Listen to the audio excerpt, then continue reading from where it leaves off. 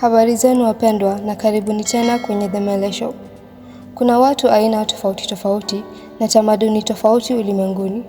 Kama tulivyosema katika kipindi kilichopita, Eritrea pekee ina makabila 9 wakiwemo Tigrinya, Tigre, Bilen, Saho, Hadareb, Nara, Kunama, Afar na Rashaida. Na hayo makabila yote yanatofautiana kitamaduni. Leo katika kipindi chetu tutaangazia tamaduni za Kitigrinya. Natumai mtaipenda. Kabila kubwa zaidi ya Eritrea ni Tigrinya. 50% ya wananchi ni wa Tigrinya na wavyele wao wanaaminika kuishi nchini humu kwa zaidi ya miaka 2000. Wavyele hao waliishi katika nyanda za juu za kusini mwa nchi. Kabila la Tigrinya iko katika kundi la makabila ya Kisematiki. Hii inahusisha kabila hilo na makabila kama vile Kiarabu na Kiebrania katika peninsula ya Arabia. Tigrinya pia linakaribiana na lugha ya Tigre.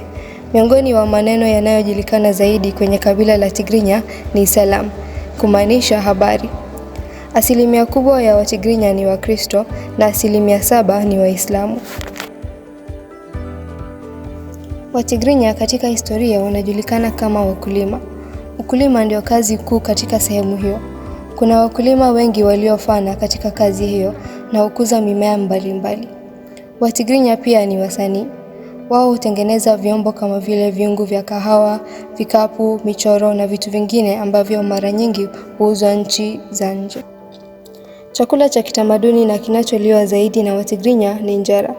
Injera ni mkate uliotengenezwa kwa unga wa teff uliochacha. Teff ni aina ya nafaka.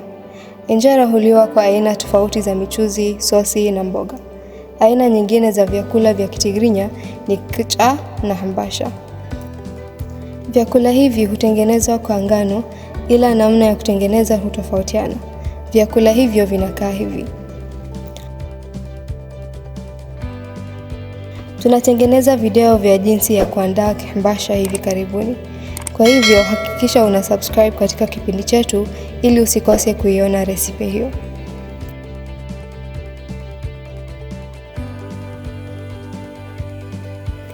Tuligusia sehemu ndogo ya ndoa katika video iliyopita.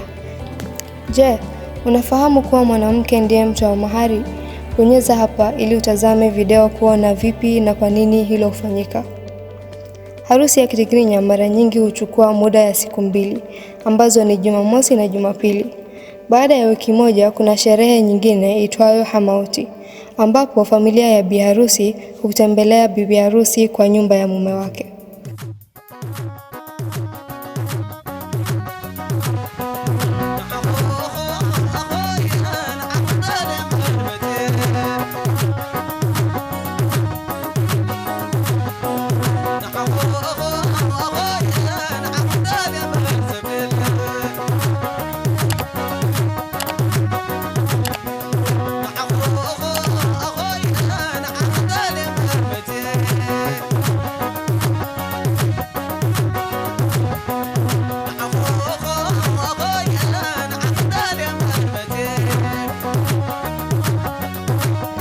Kama ulivyoona katika video nyingi, tamaduni ya Kitigrinya ina aina ya densi tofauti na tamaduni nyingine.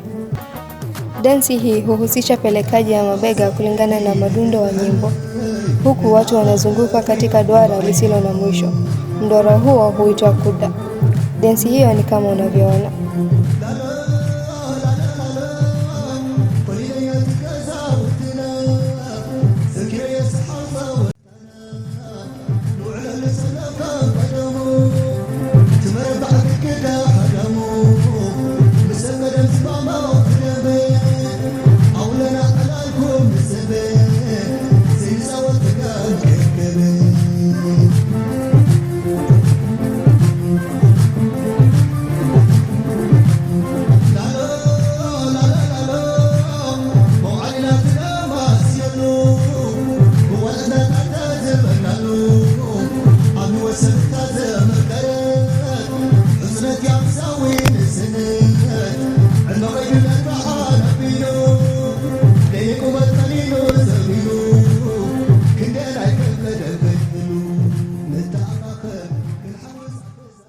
Katika muziki wa kitamaduni na densi, ijulikanayo kama Gwaila, Ala za kitamaduni za muziki kama vile krar ambayo ni gitaa na koboro ambayo ni ngoma hutumika.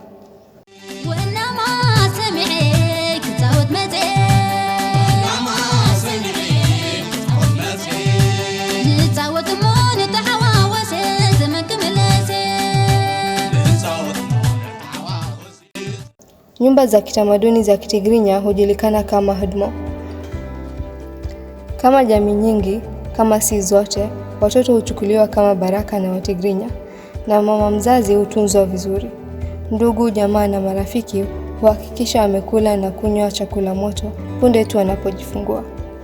Pia wanatengeneza bisi na kahawa na kumkaribisha nyumbani akirudi kutoka hospitali. Wageni waliokuja huandaliwa gaat. Kuna sherehe nyingi za kitamaduni zinazozunguka mazishi. Mazishi hufanyika siku ifuatayo baada ya mtu kufariki. Katika siku ya 12, sherehe ya makumbusho ya kwanza hufanyika iitwayo Asur. Makumbusho mengi hufuata kama vile baada ya siku 40, miezi 6 Manfa, na pia baada ya mwaka Amet. Moja kati ya makumbusho haya huchaguliwa kama mazishi ya pili, ijulikanayo kama Teskar, ambapo kila mtu aliyekuwepo mazishi ya awali huwepo. Maombi hufanyika kisha chakula na vinywaji huandaliwa katika sherehe zote. Kufika hapo tunatamatisha kipindi chetu cha leo. Kwa maswali yoyote tafadhali uliza kwenye comments na tutakujibu bila shaka. Usisahau kusubscribe na kubonyeza kengele ili ujulishwe pindi tunapotoa video yetu ya sehemu ya pili ya kipindi hichi.